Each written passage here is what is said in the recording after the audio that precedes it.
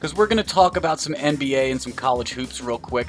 A busy night on Thursday in the NBA. Not a lot of lines out on Wednesday night as we are recording this, though, Brett. We got a couple games, though. We got Pacers, Pistons. We got Sixers, Blazers. Two decent matchups. Yeah, some decent matchups. Again, there were tons of games Sunday, tons of games on Monday. So you're down to have some of these nights where there are a few less games, and that's simply because these guys need rest, Higgins. They're humans too. Although sometimes I'm questioning if LeBron's really human. A lot of people question whether or not LeBron's really human. Maybe some pictures or it didn't happen there either, Higgins. LeBron, are you human? I mean, there is a Space Jam movie coming out with his name on. Is he one of the Monstars? Ooh, that would be a good little flip of the script there. Well, as in terms of the NBA games that are going on Thursday night, I like the Pacers Pistons game, Brett, and we've talked about this Detroit Pistons team a few times. How they're 6-18 on the year. They've underperformed, but they've got a solid group of guys around them that they're not losing by a lot. So they're actually still covering against the spread a fair amount.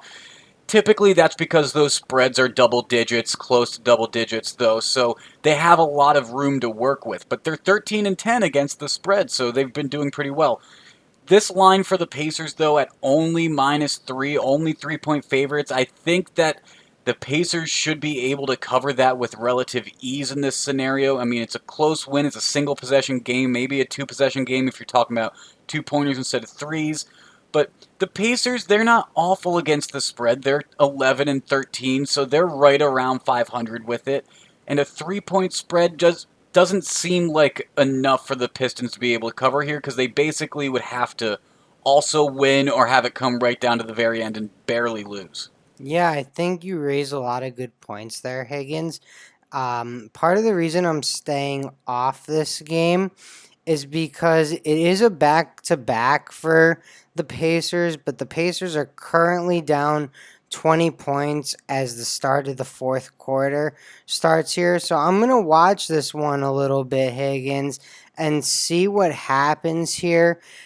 See if the Pacers start resting some people, because one of my favorite things to do, in all honesty, is to actually bet against teams that have to fly home and the other team is waiting for them, right? So, like, Detroit may have been home since about 2 o'clock today, but with the score the way it is, Higgins, as the fourth quarter starts in this one, Indiana -3 traveling to Indy or traveling to Detroit overnight while Detroit's home and in bed. They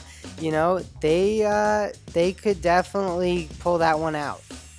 That's definitely a very good point to make there. Back-to-backs can be very tough, especially for a traveling road team. That is true. That is true.